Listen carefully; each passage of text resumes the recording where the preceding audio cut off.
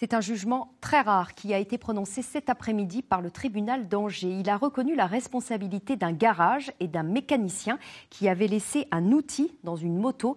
Un oubli dramatique car il avait causé l'accident d'un deux roues et la mort de son pilote. Les faits s'étaient déroulés en 2013 à Angers. Éric Aubon et Gwenaëlle Riet. Comme lors des précédentes audiences, c'est entouré de motards que la famille de Jean-Bernard Rolland est venue assister au délibéré. La justice leur a donné raison. C'est bien une négligence qui est à l'origine de la mort de leur fils. Le mécanicien et le patron du garage où était réparée sa moto ont été condamnés chacun à 1 an de prison avec sursis. On n'est jamais satisfait, bien sûr, de la décision, mais c'est un grand soulagement d'avoir entendu qu'ils étaient coupables.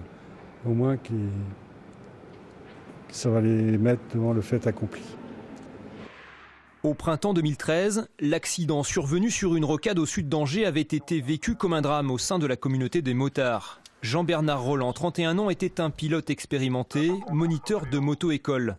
Un embout de tournevis avait été retrouvé dans le carburateur de son engin, une machine qui sortait tout juste du garage alors qu'elle faisait un bruit suspect.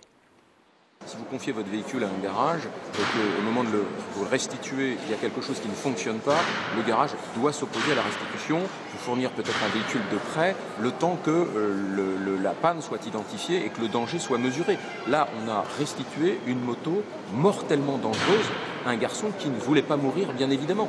Dans cette affaire, une succession d'expertises a été engagée sur les circonstances de l'accident. L'avocat de la défense plaidait la relaxe au bénéfice du doute. On avait plusieurs hypothèses.